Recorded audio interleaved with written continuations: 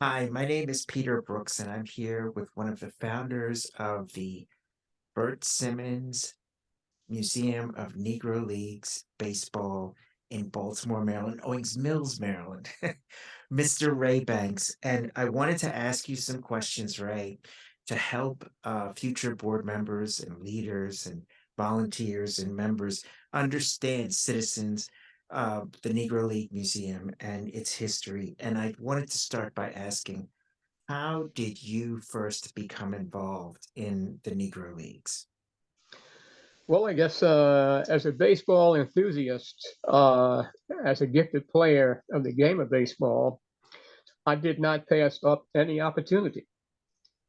Long before my interest, in the Negro Leagues, I played high school baseball, unlimited baseball. I played double A fast pitch. That's probably about as high as you can go in fast pitch. People had to come and pay 50 cents just to see me play and others. And then I started playing senior slow pitch with some of the best slow pitch players in the state of Maryland. One of the top teams, a team called Gobin's ACs that I played on. The Jolly Jacks were the first all-black tournament to win a national tournament.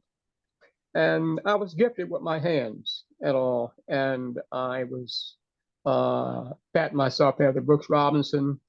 And all this leads up to the day when I first talked about the Negro League.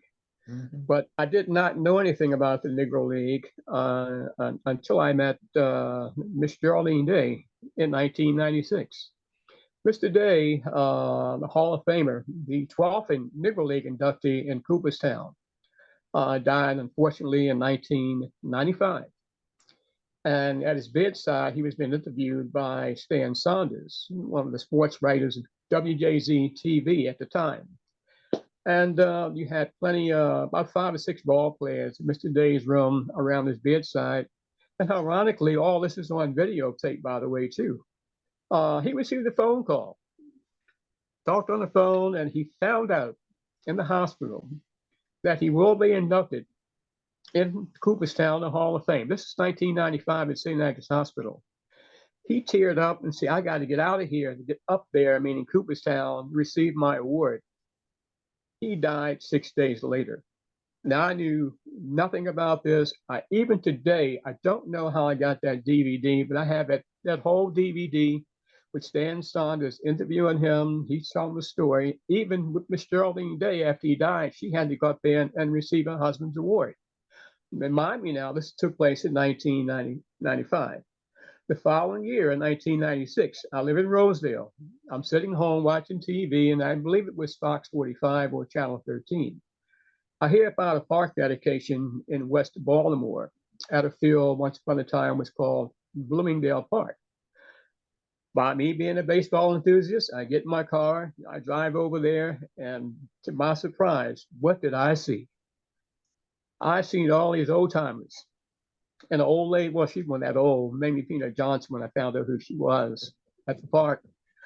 But I tell you, folks, that I was amazed. And I met this gentleman who, at the time, I had no idea. He was the president of the Leon Days Foundation at the time, named Paul Fair. Mhm. And I asked him, what is the occasion all about? And he explained to me about what was happening there. I got even more excited, like a kid in a candy store. He went and got Miss Geraldine Day. The whole object was they're turning the name of the Bloomingdale Park to Leon Days Park, her husband's legacy there. And when I met her, I said, Miss Geraldine Day, my name is Ray Banks. I'm a baseball enthusiast. I don't know much about the Negro League, but I'm on cloud nine today. But if there's anything that you think that I can do to keep your husband's legacy alive, just let me know. So she said, Mr. Banks, anything that you're willing to do to help us out, I would be more than happy to accept. So from that point on, in 1996, when I met Miss Geraldine Day, that's how I started. And I've been on a roll ever since because I met her. I even retired from MTA because of her, and I retired in 2006. I started working at the MTA in 19 what year it was, August 2nd, 1971, when I started at the MTA. 35 years of service. And I worked in the office. I was an information agent and talking to probably about 100 people a day, doing a little bit of PR work as well at the same time. And I believe that really prepared me for what I'm doing today, talking to people, not about the bus routes, but I'm talking to them about something more important or very important about Negro League history. Hmm.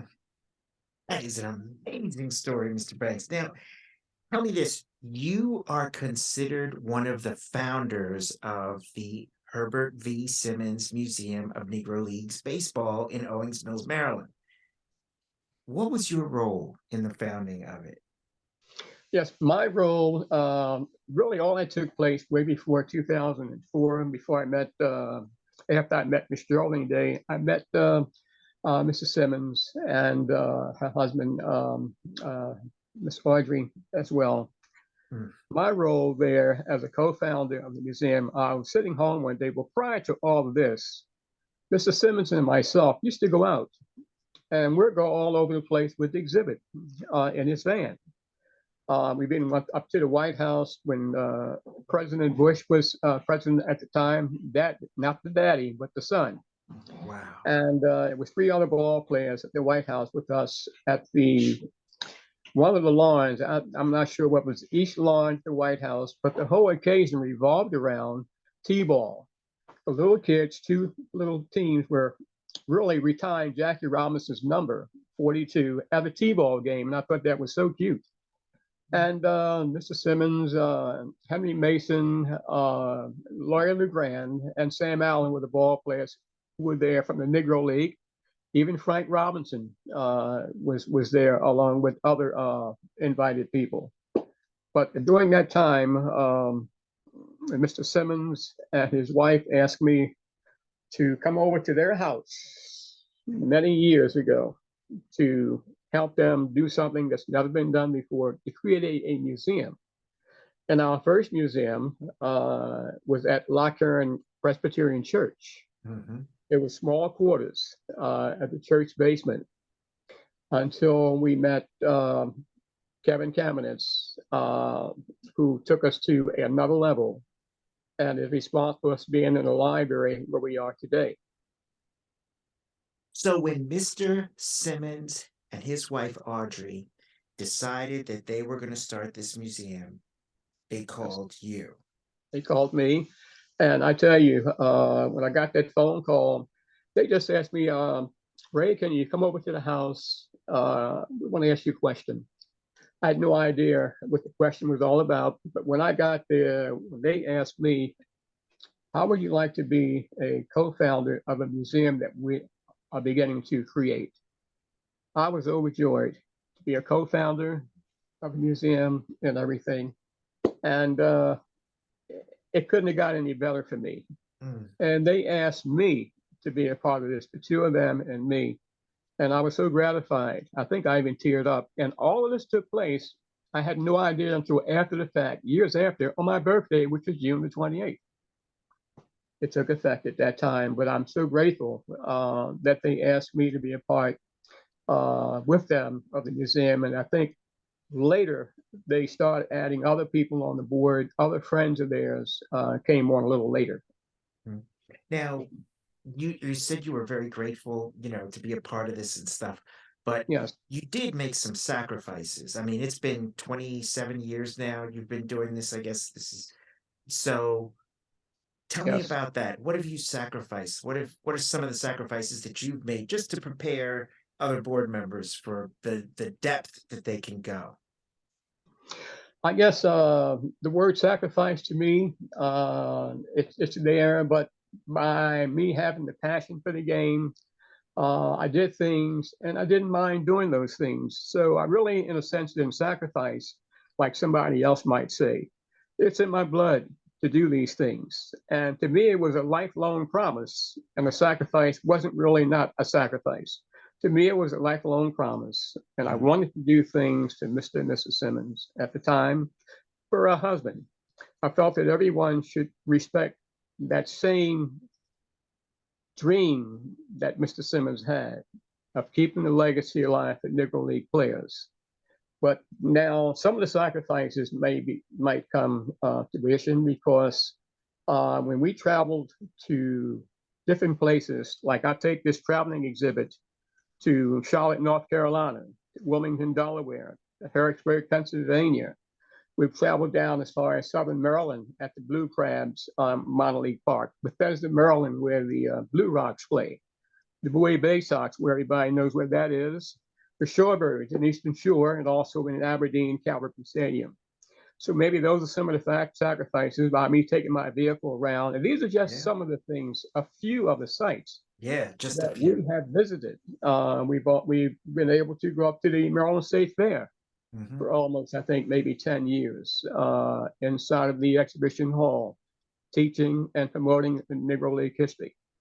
And the people that have helped me, like you yourself, Mr. Brooks, you've helped me a lot at the State Fair with a lot of others. A lot of people come in from all over the United States.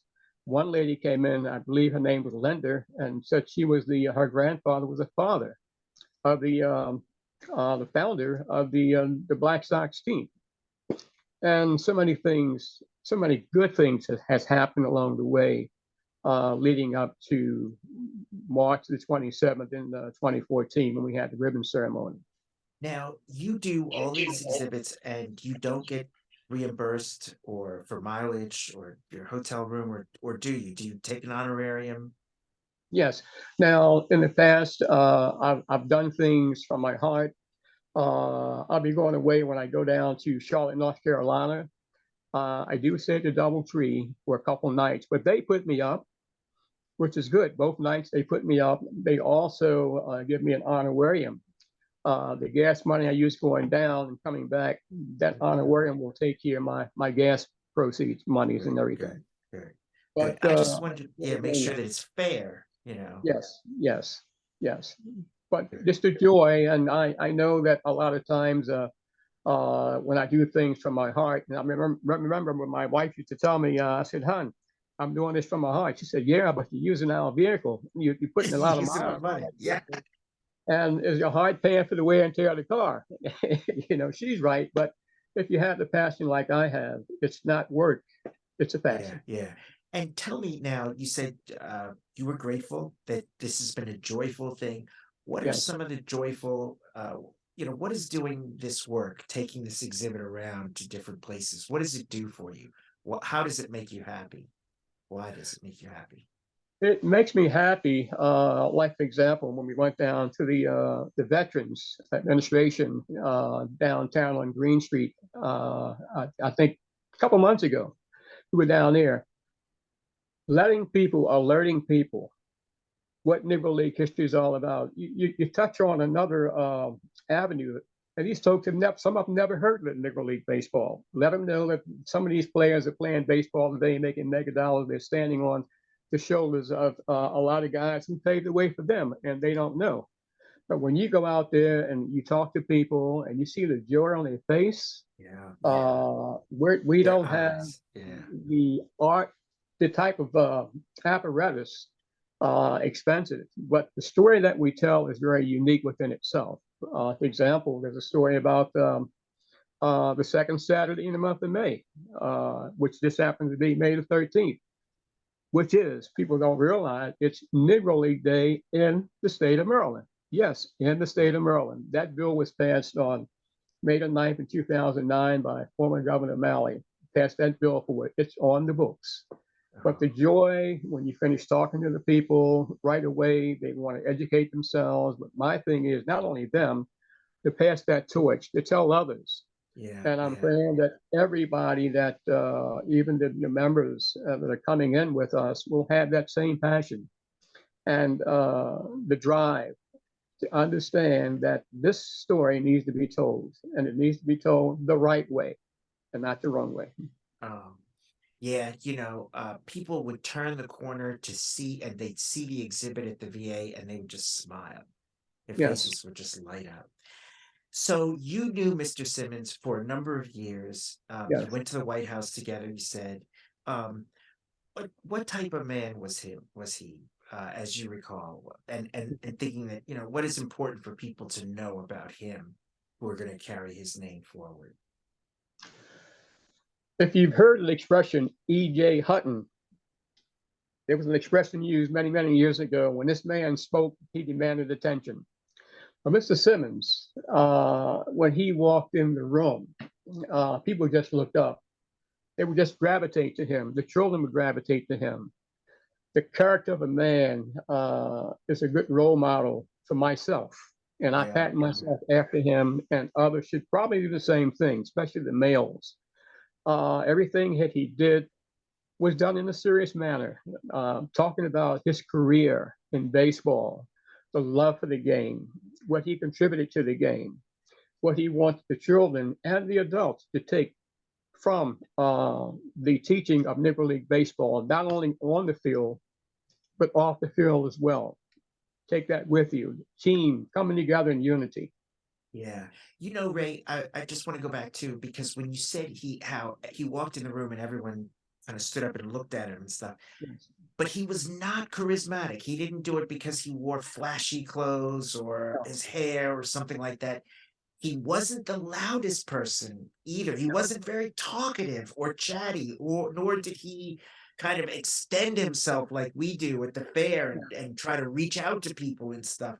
He had Yeah. a kind of a quiet Right. dignity about him, like a passionate, but as you say, when he spoke, he was taking it very, very seriously. Yes, he did. And I tried to pattern. He would always tell me, you know, Ray, when we go out, we're going to wear a jacket and a tie. And at first, I didn't get it, but I got it the first time we went out. And it's just that I'm ashamed that he's not here. Sorry that he's not here today to see the exhibit up at the in Owings Mills at our museum. But he's looking down on us. His spirit will always be with me. I will continue to do what I have to do in his memory, and to do things for Miss Audrey, to keep her husband's legacy alive, to keep that flame burning for life. And as Yeah. long as I'm alive, I dedicate my heart and soul to her because of her husband, who I met, who changed my life. And I'm hoping that he will change your lives once you read more about him, understand him, and know what he wanted as far as Negro League history is concerned. And can you tell that story about the student that was struggling with the pitching, I think in North Carolina or something, and Mr. Simmons was his coach? I'm trying Do to you remember that remember. one? Yeah, I know I threw that off on you, but he went down there and visited him, and he had been a student of his in Baltimore, and I think he Mhm. was at NC State, and he was a pitcher maybe, and Mr. Simmons went down and saw him pitch, and then he ended up being MVP the next year or something like that. Yes, If you remember that story now, yes, it's come vaguely, it's coming to me. okay. Yes. Well, when you remember it, just yeah. Yeah. Um, And so another, now go ahead, go. Yeah, hit me with yeah, another one. Yeah, I have another story to that.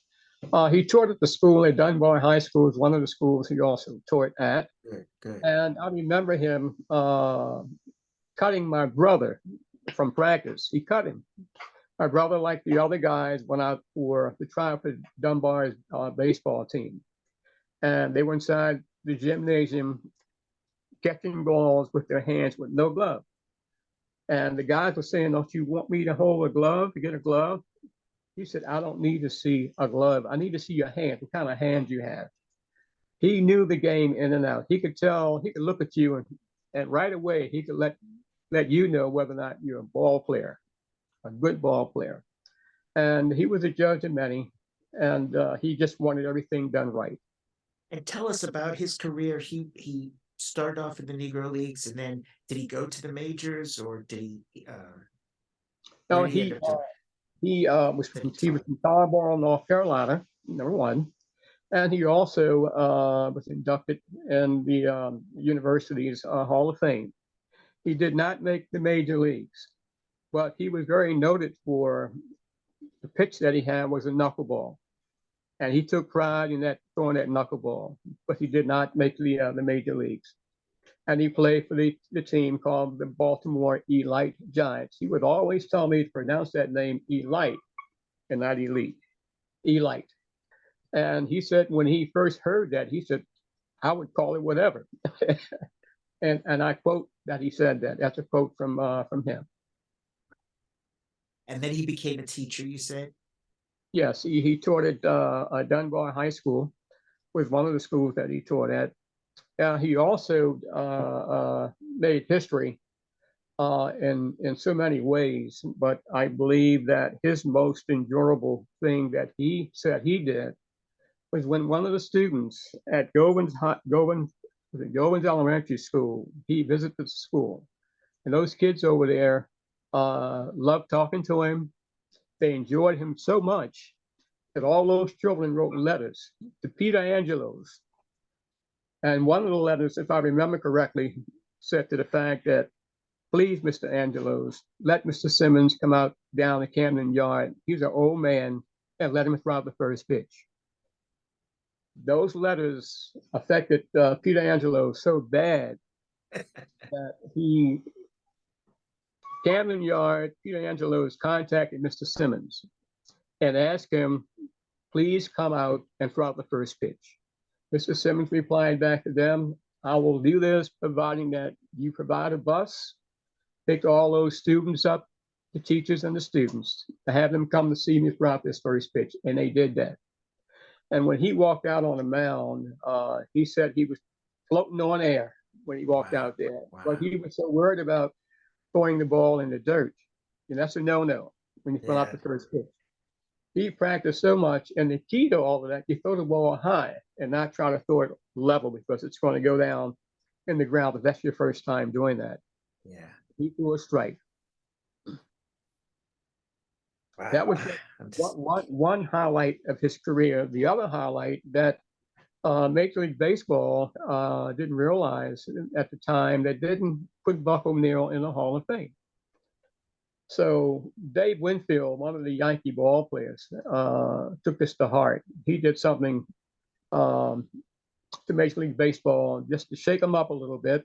And he had Major League Baseball create a Lifetime Achievement Award in the name of Buck O'Neil.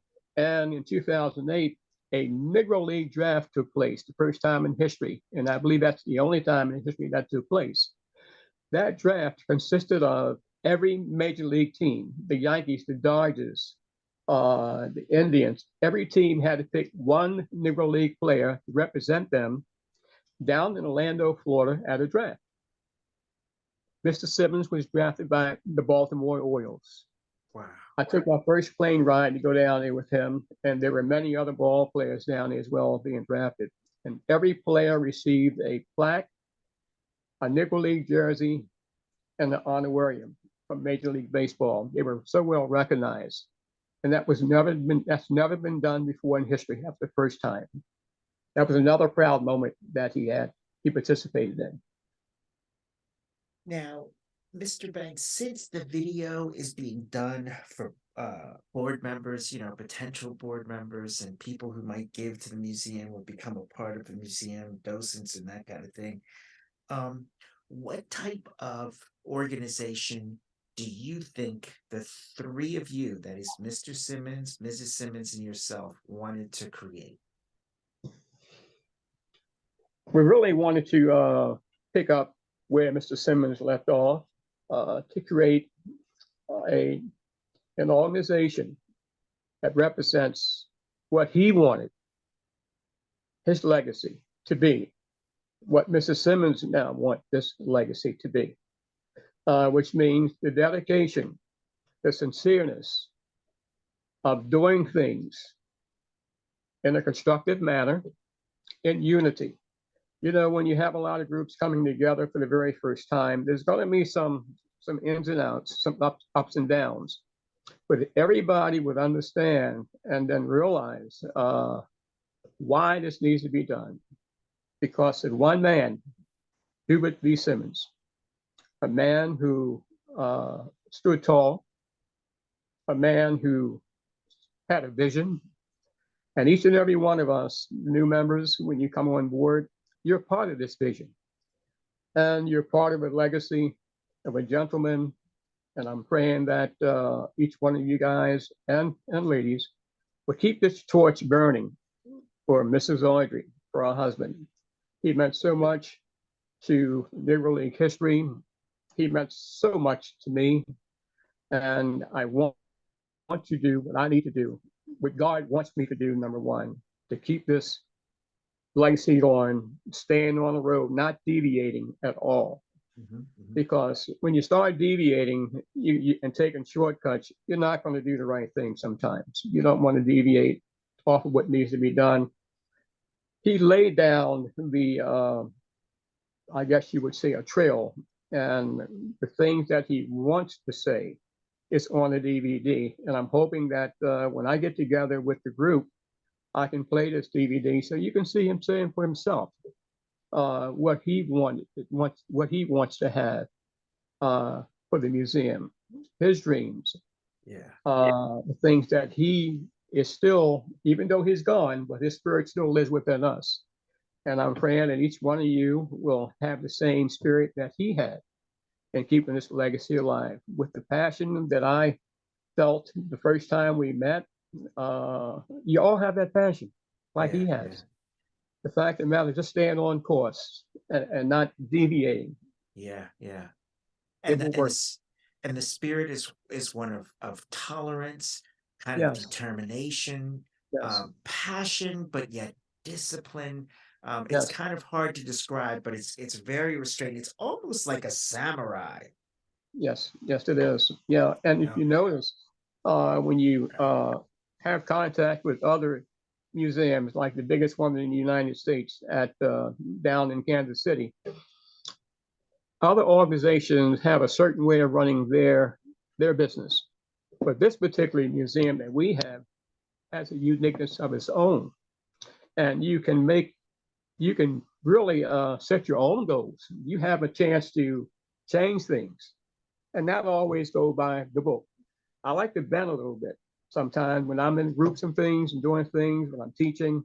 Bending sometimes will help you succeed down the road. And it's not always the wrong thing to do. It's sometimes the right thing to do when you bend. It's good to follow the golden rule. It's good to follow the golden rule. But sometimes you got to follow a little bit. You have to. Because it's more important to do what's right than what's right on the book or something. You know what I mean? It's better to do what's right, I guess. Now, last question. What is it important for board members to know about the museum or the history? When we talked about the torch is the telling the story and the dignity of the Negro League players. One of the things that we do as board members, we wear uniforms and hats that signify the Negro Leagues. Are there other things that board members should know going into the organization that help move forward the story, that help tell the story? Well, I guess if you, as a member, would like to spend a moment with me, being that I have been around so many Negro League players, trying to keep things alive for them. But so that's what we're going to have to do. Yes, we're going to have to make another video with you talking about some of the stories and the people you met and stuff.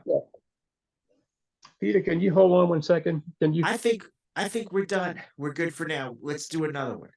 Okay, please. All right. Thank you, Ray. Appreciate you. Something's burning. Okay. Bye.